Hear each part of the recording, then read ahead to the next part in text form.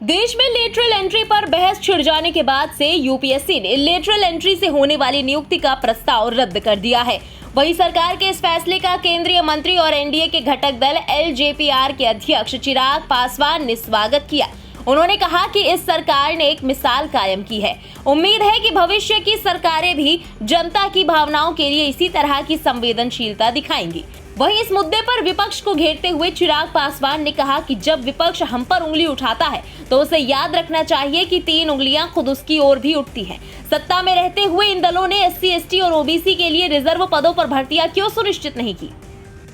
एक तरफ मैंने अपनी आपत्ति को दर्ज कराया था, वहीं दूसरी तरफ ये विश्वास भी मैंने मेरे प्रधानमंत्री आदरणीय नरेंद्र मोदी जी के पक्ष में जताया था कि सामाजिक न्याय की लड़ाई में मजबूती से समाज के हर वर्ग का ध्यान देने की दिशा में अगर आज की तारीख में कोई एक नेता, कोई एक व्यक्ति कार्य कर रहा है तो वो हमारे प्रधानमंत्री आदरणीय नरेंद्र मोदी जी ही हैं। ऐसे में कल जब मैंने इस बात का मैंने विरोध भी किया था कि लेटरल एंट्री में आरक्षण के प्रावधानों का ध्यान नहीं रखा गया है, उस वक्त साथ ही में मैंने इस बात को भी कहा था कि मजबूती से सरकार के समक्ष, मेरे प्रधानमंत्री जी के समक्ष मैं इस बात को रखने का काम करूंगा।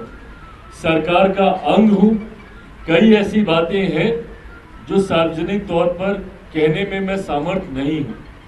सरकार का अंग होने के नाते सरकार का संरक्षण करने की भी बड़ी जिम्मेदारी मेरे कंधों पर है।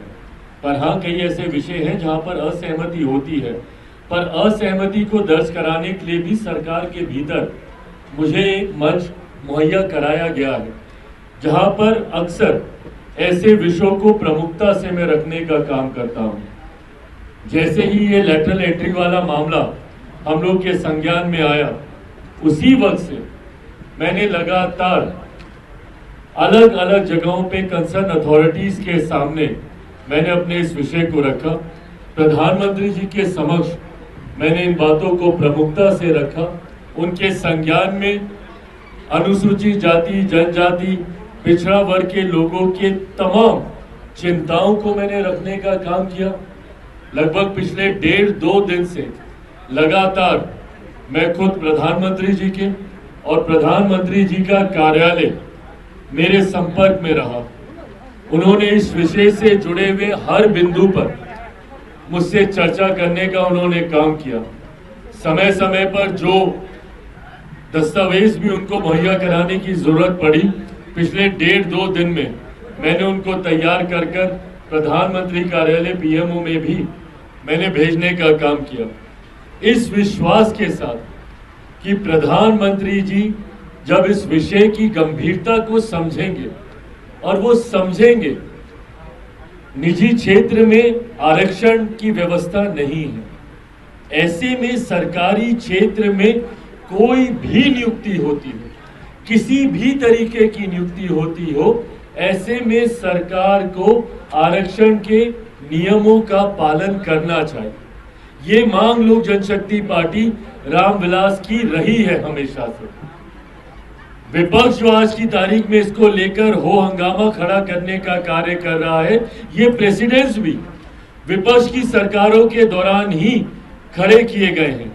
इन्हीं लोगों ने कई ऐसी नियुक्तियां की हैं, भले आवाज वैसे भी आ ही रही होगी, भले वो कांग्रेस की सरकार हो या कांग्रेस के नेतृत्व में अलग अलग समय में बनी गठबंधन की सरकारें हों।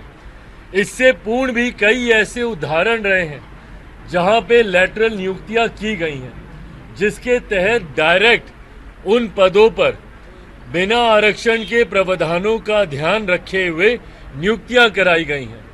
और आज जब हमारी सरकार के द्वारा इस तरीके का विज्ञापन आया तो विपक्ष ने एक ऐसा माहौल बनाने का प्रयास किया जैसे इतिहास में पहली बार ऐसा हो रहा हो। पहले हुआ इसलिए ये हो रहा है, सही है, मैं इसका भी पक्षधर नहीं हूं, इसीलिए मैंने इसके खिलाफ भी अपनी बातों को रखा।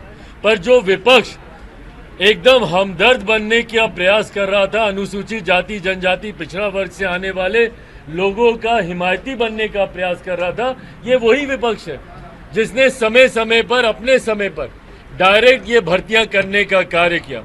पूर्व प्रधानमंत्री डॉक्टर मनमोहन सिंह जी उसका उदाहरण है, मोंटेक सिंह आलूवालिया जी उसका उदाहरण है, कई ऐसे नाम हैं जो इसके उदाहरण रहे हैं। पर बहरहाल हम लोगों ने इस बात की आपत्ति दर्ज कराई कि अगर इतिहास में हुआ है इसीलिए हमारी सरकार भी इसको इसी तरीके से लागू कर दे, ये उचित नहीं है। और कहीं ना कहीं एक गलत परसेप्शन सरकार का ऐसी नियुक्तियों के बाद समाज के बीच जाएगा। मुझे खुशी है और ये मेरे विश्वास को पुनः बल देता है कि मेरे प्रधानमंत्री आदरणीय नरेंद्र मोदी जी ने समाज के एक बड़े वर्ग, अनुसूचित जाति जनजाति पिछड़ा वर्ग से आने वाले लोगों की चिंताओं को समझा और आज एक आदेश के तहत ये जो विज्ञापन निकला था इसको रद्द किया जाता है।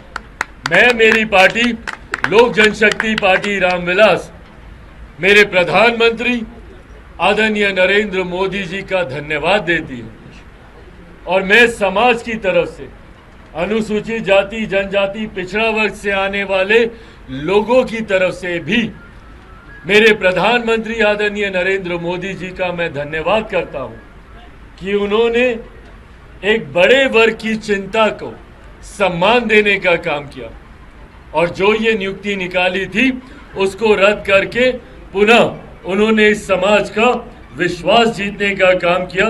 ये पत्र थोड़ी देर में आप सबके साथ मैं साझा भी कर दूंगा। इस पत्र के माध्यम से यूपीएससी चेयरमैन को ये निर्देशित किया जाता है डॉक्टर जितेंद्र सिंह जी के द्वारा, जो कि एमओएस है पीएमओ के, उनके द्वारा ये निर्देशित किया जाता है चेयरमैन यूपीएससी को। और इसमें कहा जाता है कि जो एडवर्टीजमेंट निकाला है वो प्रधानमंत्री जी के this aspect needs to be reviewed and reformed in the context of honourable prime minister's focus on assuring social justice.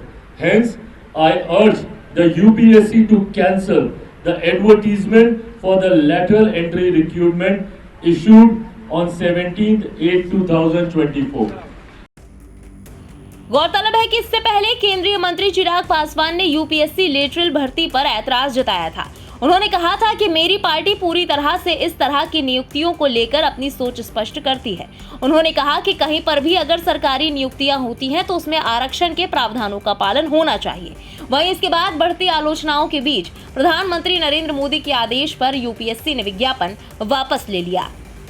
Bureau report, India public खबर। इसी के साथ इस खबर में बस इतना ही। देश और दुनिया की बाकी तमाम बड़ी और लेटेस्ट अपडेट्स के लिए सब्सक्राइब करें इंडिया पब्लिक खबर के यूट्यूब चैनल को और बेल आइकन दबाना बिल्कुल ना भूलें।